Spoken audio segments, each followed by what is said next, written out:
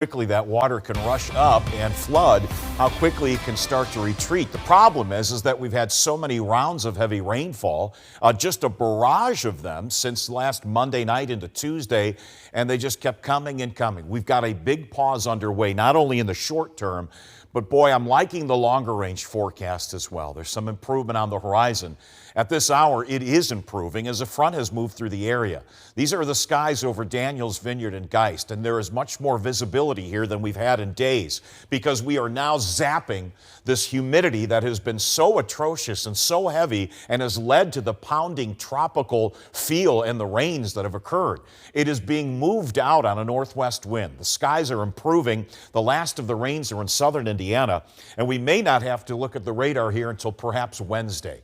And even when we get into Wednesday, we're not looking at the same complexes or clusters of storms that were rolling through much of the Midwest for the last week. These storms are headed southbound. A northwest wind is taking over. Today's rainfall, or at least the last 24 hours, has been a little bit more concentrated to our south and west. Those were those heavy thunderstorms Sunday evening, Sunday night.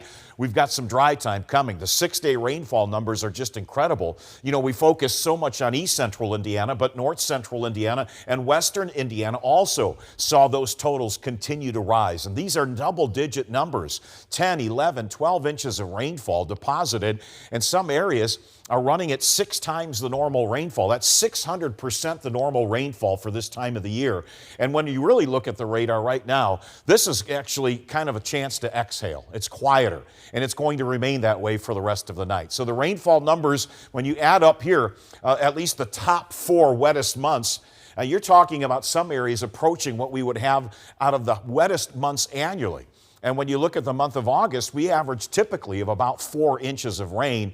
And again, we've just had way too much. And the problem is it's not just concentrated, it's across a lot of real estate, across much of the state. So that's why these creeks, streams, and rivers have reached these record levels, but there will be improvements going forward.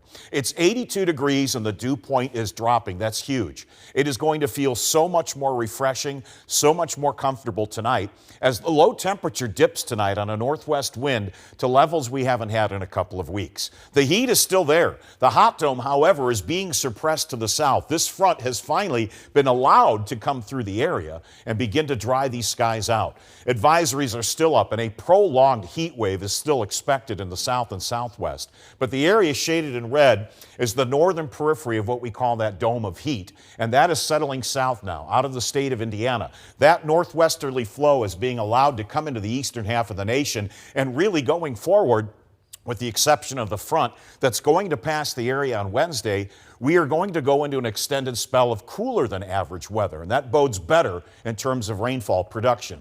So we'll keep things clearing out tonight. A beautiful day on Tuesday, but the rain chances are not going to come back, and when they do, they'll be in very widely scattered fashion by the time we get into Wednesday. There may be some low temperatures that get into the 50s here early tomorrow morning. We're going to keep the rain chances really centered on Wednesday, but this is a 7-day rainfall, and that is encouraging. Tonight, the low temperature will slip into the upper 50s in some locations under partly cloudy skies. The humidity is taking a dive. You're going to feel it here in the next few hours. You'll feel it here after sunset. We'll have high temperatures reaching the lower 80s in the 7-day forecast. The exception will be Wednesday, when we could have a few scattered showers and thunderstorms. Saturday, a small chance of showers as well, but that is a much milder than normal weather and a drier pattern, too, for the month of August coming our way. Coming our way is more coverage of this historic flooding on Fox 59 News. Stay with us.